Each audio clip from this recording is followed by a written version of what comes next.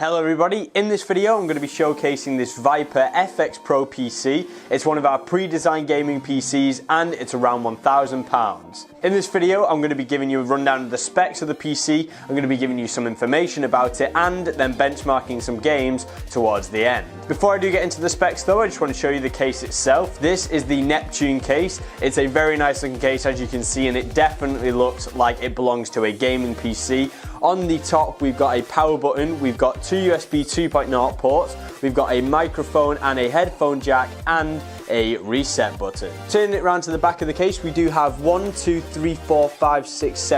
USB slots. That's 6 USB 2.0 ports and then 2 USB 3.0 ports. It's also got a headphone and a microphone jack, and there's also an Ethernet port if you wanted a wired connection. There are no onboard graphics on this motherboard, so there's no outputs, but on the graphics card we have a DVI, a HDMI and then 2 mini display ports. So now that I've shown you the case itself, let's jump into the specs. So the specs for the Viper FX Pro are as follows.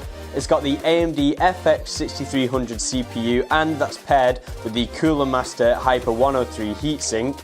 It's got a NVIDIA GTX 970 4GB graphics card and 16GB of DDR4 Corsair RAM.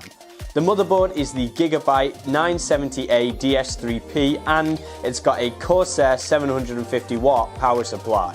It's got a 250GB Samsung SSD and a 1TB Seagate SATA 3 hard drive. The case is the Neptune ATX gaming case in red and it's running on Windows 10 Home 64-bit. So this is the Viper FX Pro. It's around £1,000 and it's one of our pre-designed gaming PCs. It's the upgraded version, or the big brother as you could say, of the Viper FX PC which I showcased recently. This is the red version of the Viper FX Pro, which means it has red LED fans. That's one on the front and one on the back, which I showed you before, and it also has the red hard drive bays and the red SSD bays. It's quite nice to see. I'm really liking the red look. Red is a popular colour for me in terms of PCs and I think it just looks really nice. With this PC you can play the brand new games due to the specs of the PC, and I'll get into more detail with these in a minute.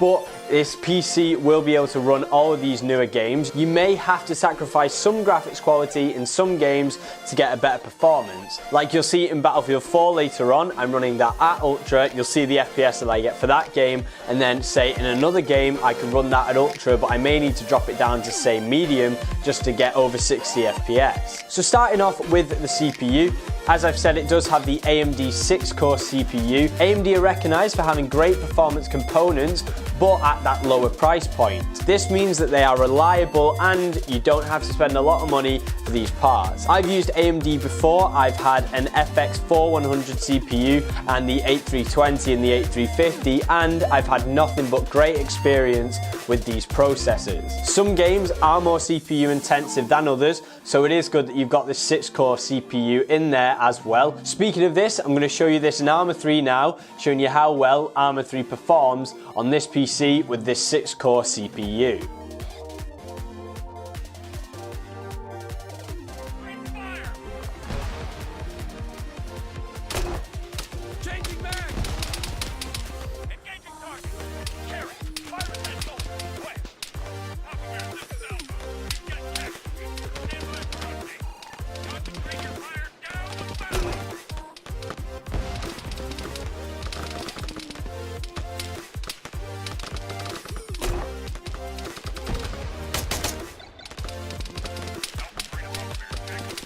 As you could see, the performance you got with ARMA 3 on Ultra was quite impressive due to the fact it being on Ultra. It did get 30 FPS around as an average, which for ARMA you definitely can play with 30 FPS, although it isn't really recommended as you don't get that massive playability. But if you was to drop that down to say medium, you definitely get a good playing experience of over 40 or 50 FPS. Moving on to the graphics card, it does have the GTX 970, which is one of the most popular graphics cards on the market at the minute, and rightly so. They are fantastic graphics cards, and I've got a GTX 970 at home in my PC, and they really really do work well, and especially considering that they're not really that expensive in terms of today's prices. It's got the 4 GB of VRAM, which is great for gaming, and one nifty thing is it does come with a feature called GeForce Experience. It's NVIDIA's program for tackling graphics drivers and getting your games optimized. Basically what GeForce Experience does is it optimizes your games to get a better playing FPS, and it will automatically update your graphics drivers so they're always up to date. This graphics card, compared with the AMD FX 6300, is a great combination, and I'll show you why in these 3 games now that I'm going to test. They're 3 newer games. We've got Overwatch, which is brand new, that's only just come out. We've got The Division, and we've got Battlefield 4. These are all quite graphically intensive games, so let's jump into those benchmarks.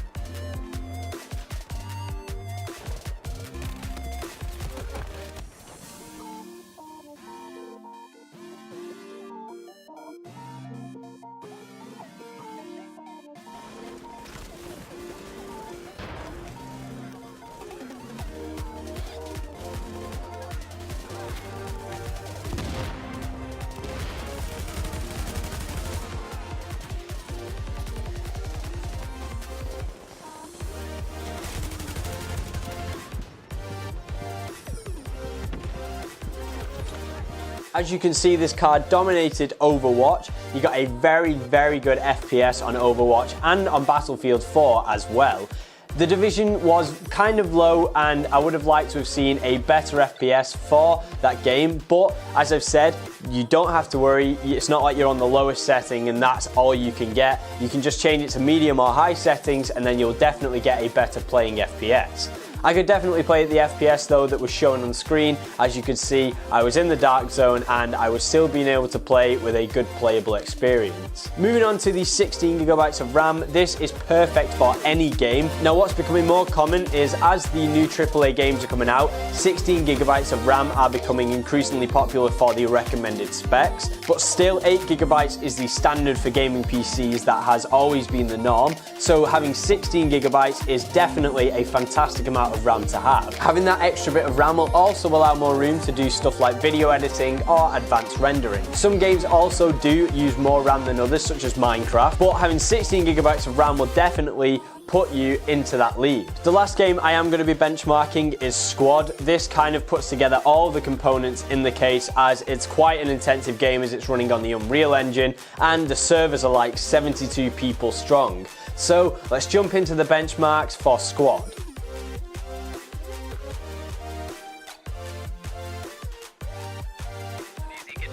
Get back here. Come on back here. We need to put it. Oh, I can't. Oh, man.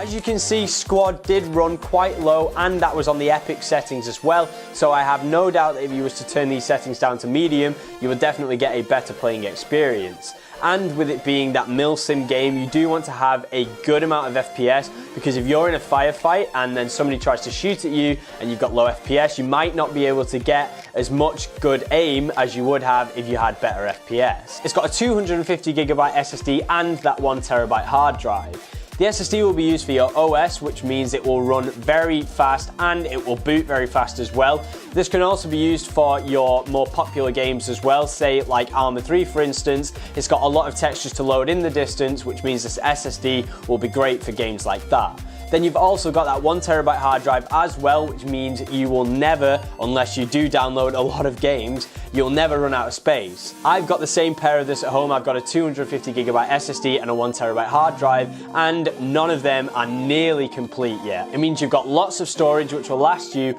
for a very long time.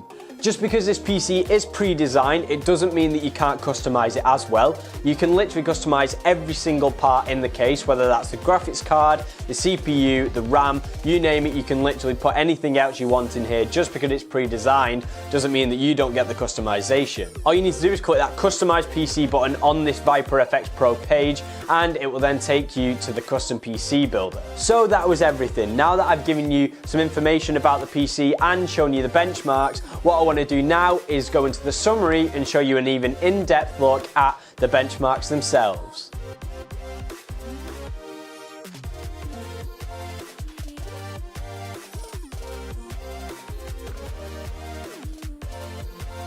So that was everything in detail. I've shown you the specs, I've given you some information about it, and I've given you a more in-depth rundown of the specs through our charts. This is a very good performance PC, and that is shown in the specs and from the benchmarks in the video.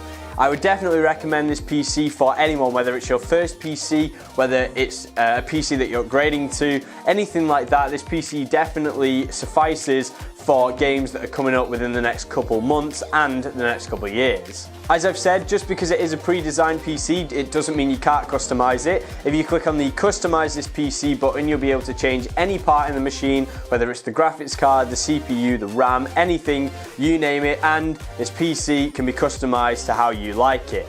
If you did enjoy this video, please let me know in the comments and leave me a like if you have done. If you're new here, please subscribe. I'm Matt, hope you guys have a fantastic day, and I will catch you guys in the next video.